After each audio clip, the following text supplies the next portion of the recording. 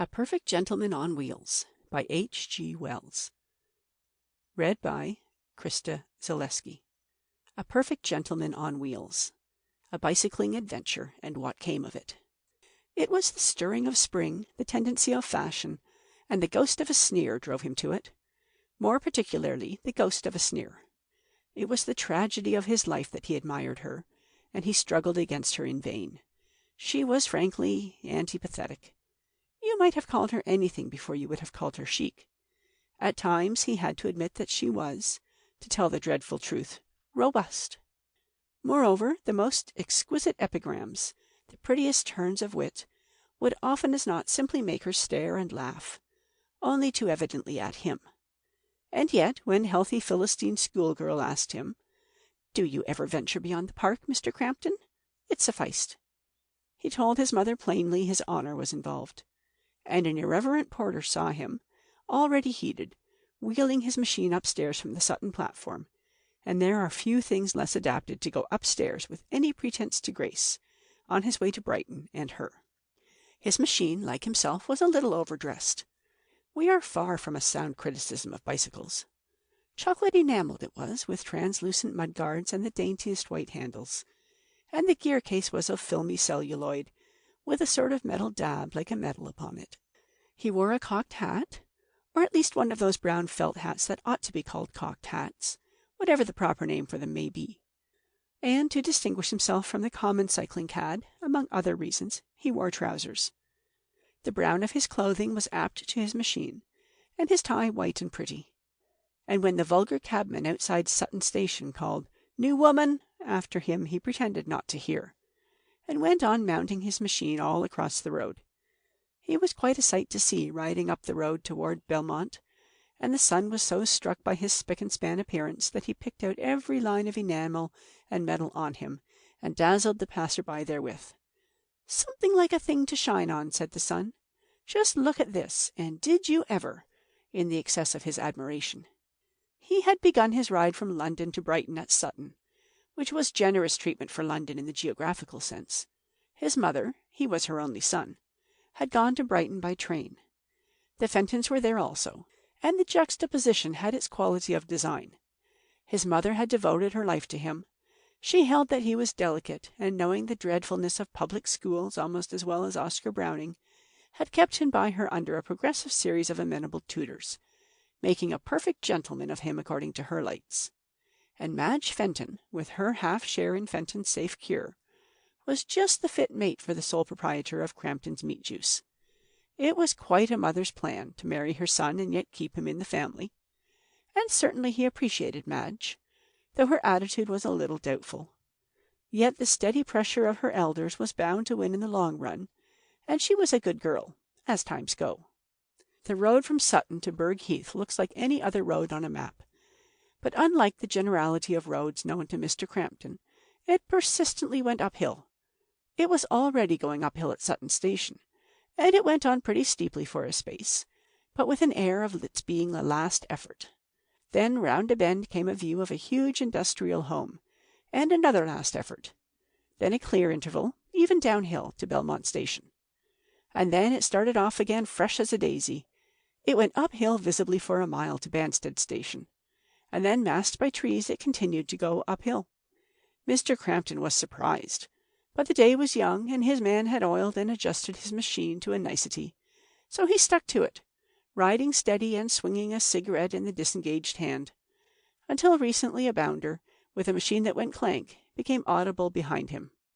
To Mr. Crampton the idea of being overhauled by a member of the lower classes was distasteful, and relying on the clank and the excellence of his machine, he threw away the cigarette and quickened his pace. Thereupon the bounder rang his bell.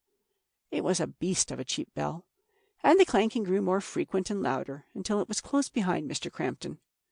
After a sharp spurt, Mr. Crampton decided that he would not race after all, and the bounder drew alongside. He was quite the most dreadful type of bounder, with a machine with a loose mudguard and a speckled bell. He had a very dirty suit of CTC grey, and a perspiring red face with a strip of damp hair across his forehead, and he had the cheek to speak to Mr. Crampton. "Pretty jigger," said the bounder. Mr. Crampton was so startled he wobbled and almost collided. "I beg your pardon," he said in a repressive tone. "Nice-looking machine you've got." Mr. Crampton was at quite a loss for words, but he was determined to shut the fellow up promptly.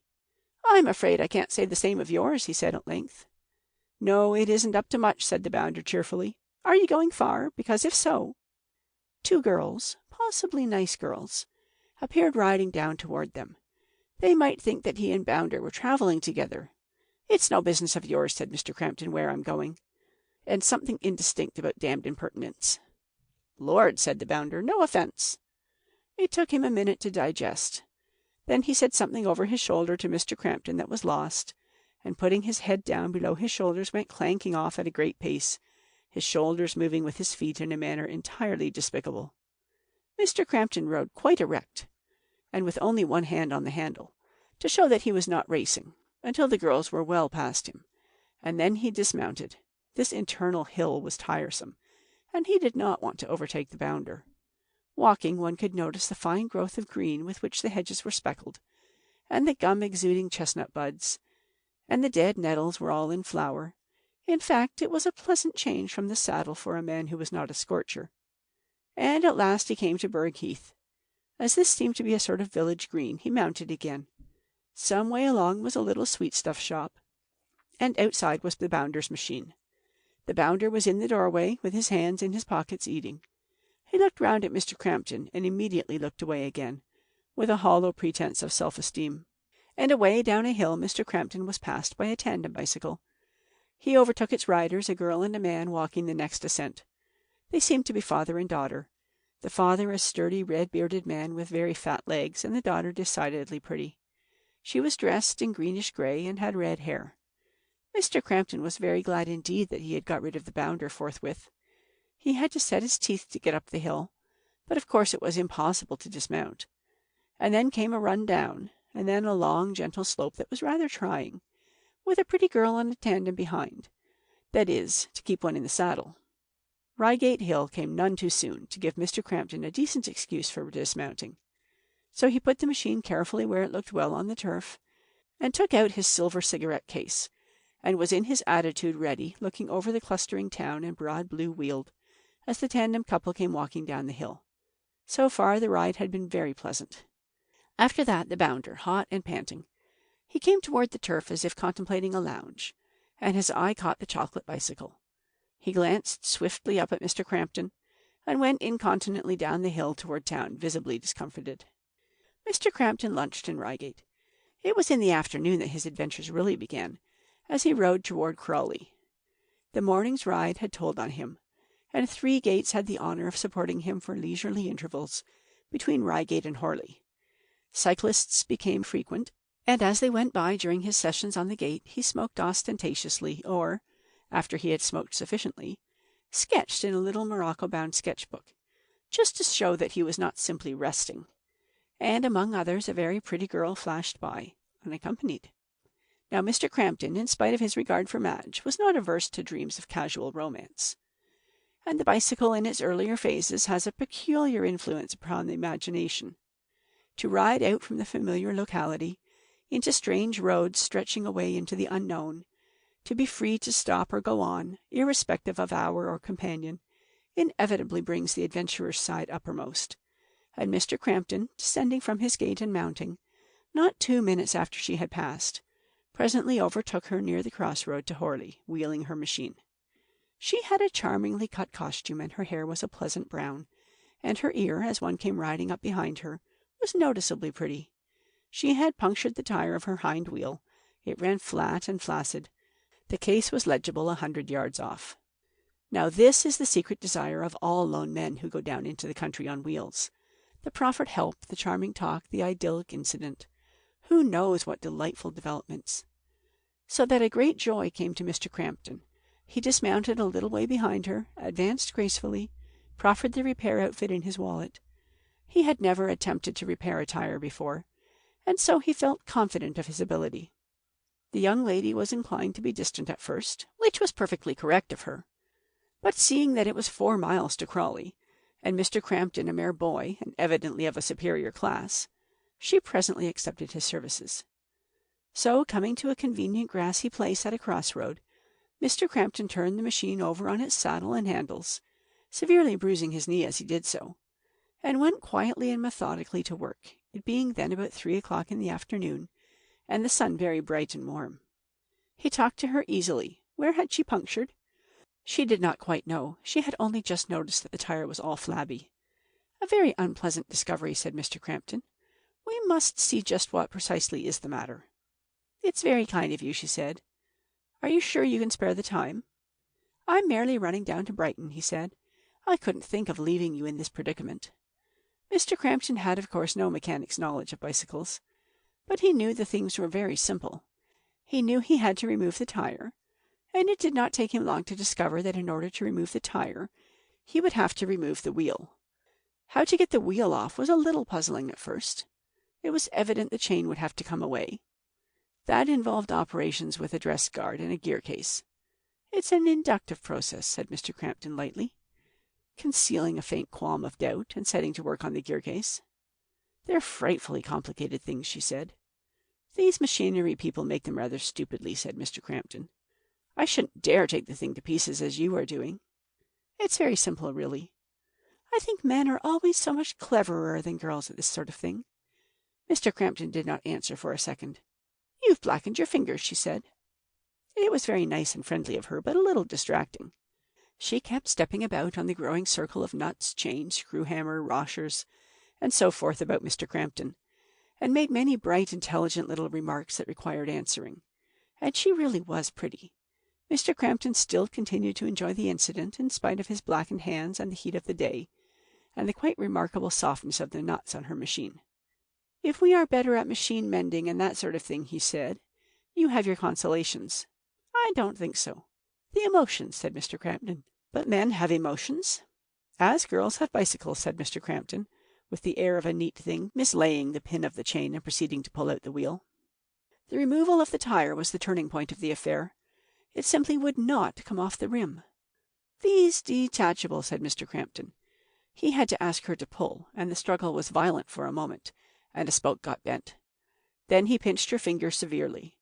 He knew the operation depended upon a knack, and as he was ashamed of not knowing the knack, he pretended to be doing something else when a man's cyclist went by. 3 little children came by and seemed profoundly interested, until Mr. Crampton stopped and stared steadily at them. Then each began edging behind the other, and so they receded. And a tramp offered ingenious but impractical suggestions, until Mr. Crampton gave him 6 pence to take them away. Then came the tandem he had seen in the morning going Londonward, and the old gentleman insisted on knowing what was the matter. Beastly officious of him. "We can't remove the tire," said the young lady, a little needlessly, Crampton thought. "Simple enough," said the old gentleman in abominable taste. It was simple in his hands. In a minute the tire lay detached. "I can manage now, thanks," said Mr. Crampton rather stiffly. "Quite sure?" said the old gentleman. "Quite," said Mr. Crampton with a quiet stare, and the old gentleman mounted his machine, for of course Mr. Crampton trusted to the directions on his repair outfit as anyone would. "Thank you very much indeed," said the young lady. "No trouble at all," said the old gentleman, and off he rode. The next misunderstanding was entirely due to the silly, vague way in which the directions on the box were written. Really, you had to stick the round patch thing into the puncture. But Mr. Crampton read rather carelessly, and first of all cut out a circular place in the air chamber, and seeing it was not quite round, he cut a little larger, and so on, until it was a little too big for the patch thing. The young lady had been silent for the last 10 minutes or so, watching Mr. Crampton's face, but now she asked suddenly, "Are you sure that is the right thing to do?" "It says so on the box," said Mr. Crampton, looking up with a smile. "But I really don't see how we are to manage it quite." "Do you know," said the young lady, "I wanted to be in Crawley by 4."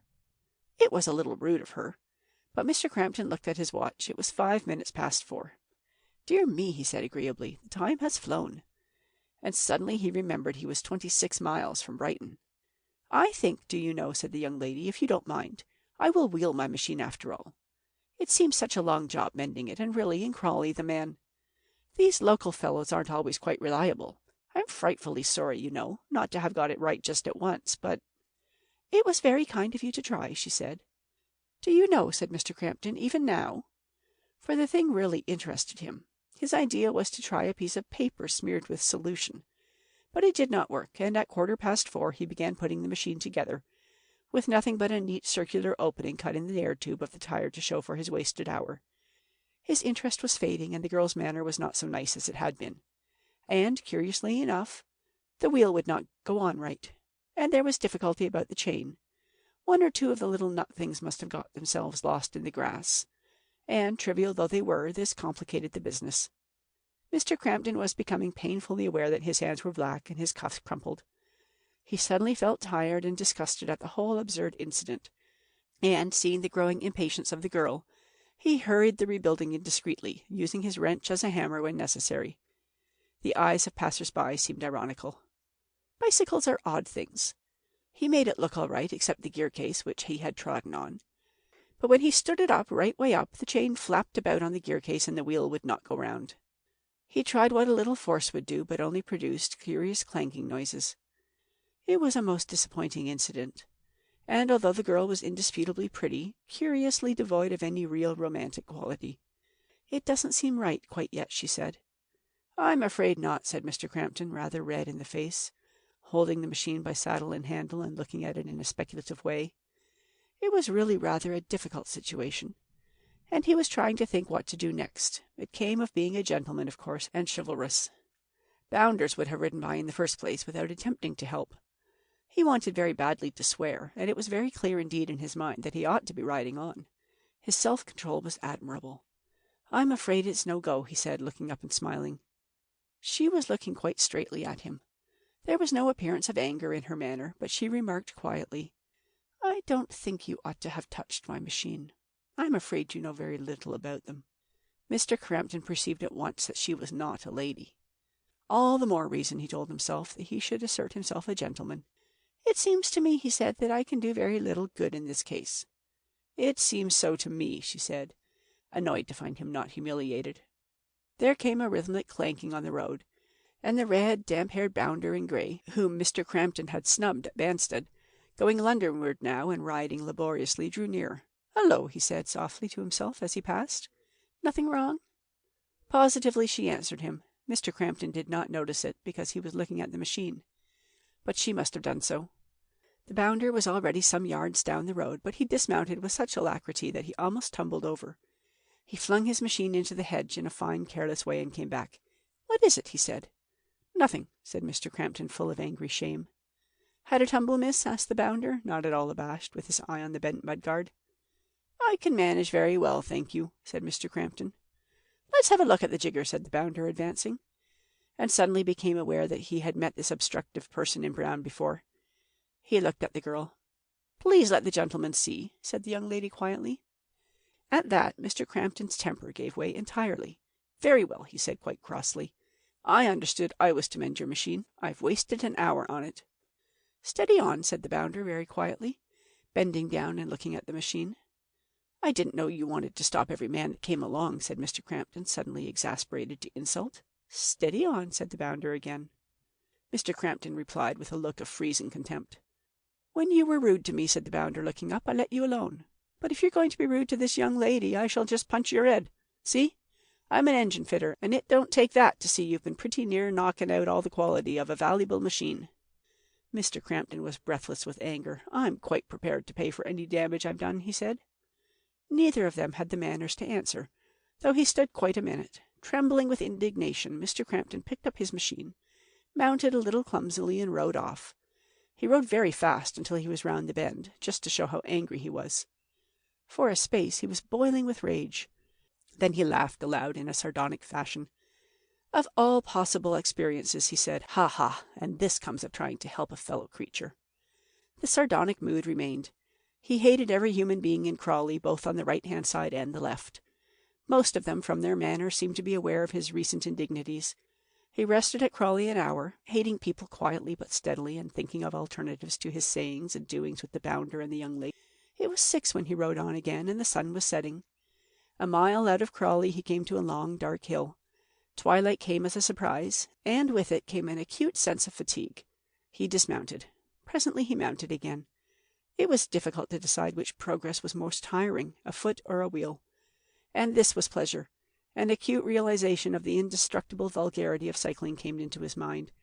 A dirty, fatiguing pursuit that put one at the mercy of every impudent cad one met. He began to stamp with his feet and use words that even his mother's care had not prevented his learning. The road before him was dark, interminable, impossible. He saw a milestone dimly and went to it with a lingering hope that Providence might have interposed on his behalf and cut out a dozen miles or so. But there it was. Brighton, 20 miles. And then comes a mystery. Within 90 minutes, Mr. Crampton was alighting outside the best society hotel at Brighton. There is a railway station at Three Bridges, but I hold that an author should respect the secrets of his characters. There was no incriminatory ticket on his machine, and he never gave anyone the slightest ground for supposing he did anything but cycle the whole way. His hat was awry, his clothes dirty, his linen crumpled, and his hands and face and tie were defiled with black from the young lady's chain. His mother received him with effusion. She had grown nervous with the darkness. "My dear, dear Cecile," she said, advancing, "but how white and tired you look, and the dust upon you!" She laid caressing fat hands upon his shoulder. "Don't," said Mr. Crampton briefly, and flung himself into a chair, scowling. "You might give a chap something to drink," he said, "instead of standing there." But after dinner he recovered and talked to her. Among other things, he admitted he liked Madge, and seemed to take his mother's timid suggestions in a sympathetic spirit. "But I wish she didn't bicycle," he said. "It's a bit common." They lunched the next day with the Fentons. He waited for his opportunity to score his point, making no attempt to lead up to it, and so it did not come off until late in the afternoon. Mrs. Crampton would have boasted to Madge of his manliness in riding the whole way, but for his express prohibition. "No," he said quite calmly, in answer to some remark. "I didn't train. I wheeled down." Madge looked quite surprised. 52 miles, she said. "I don't know the distance," said Mr. Crampton. "It didn't seem so exceedingly long." The increase in her respect was swift and evident. "How long did it take you?" 6-7 hours. I started about midday. But I didn't scorch, you know, and I stopped for a half-hour mending a girl's tire." He tried to look as though he had done nothing extraordinary. "Here's Ethel, of all people," said Mrs. Fenton, rising. "My dear." Mr. Crampton looked up, and there in the doorway was the heroine of the punctured tire. Madge rose, too, to welcome her friend, and missed his expression. "And here is Cousin Cecile," she said, introducing Mr. Crampton. The newcomer advanced brightly, stared, hesitated, and bowed coldly. Mrs. Crampton never quite understood the business, because her son was not only reticent, but extremely irritable when questioned. Evidently the young people had met before, and were under considerable constraint. She is inclined to think from the subsequent incidents that Ethel was a designing sort of girl, who set Madge against him with the idea of securing him herself. In that, at any rate, she was disappointed. But the Brighton gathering was certainly a failure, and Mr. Crampton is still not engaged. Yet, seeing his position, it is odd some girl has not snapped him up. Madge, silly girl, married a young doctor 3 months ago. End of A Perfect Gentleman on Wheels.